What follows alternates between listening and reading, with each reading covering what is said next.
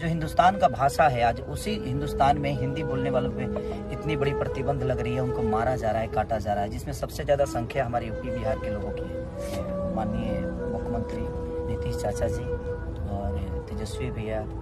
हमारे योगी जी,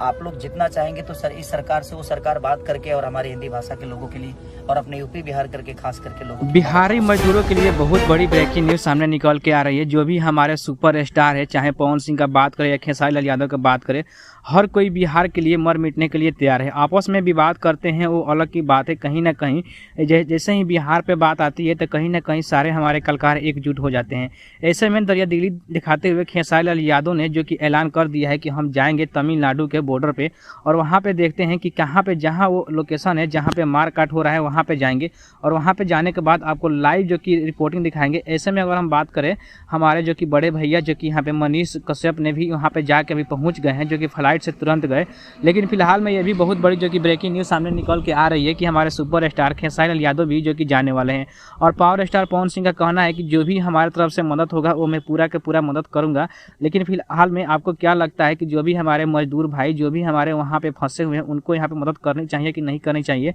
आपको क्या लगता है कमेंट में जो बताइएगा। और ऐसे में जो भी हमारे नीतीश कुमार सरकार जो कि बिहार के मुख्यमंत्री हैं, उन्होंने भी अभी तक कोई भी फैसला नहीं लिया है, तो उसके ऊपर क्या कहना है ये भी कमेंट में आप जरूर बताइएगा।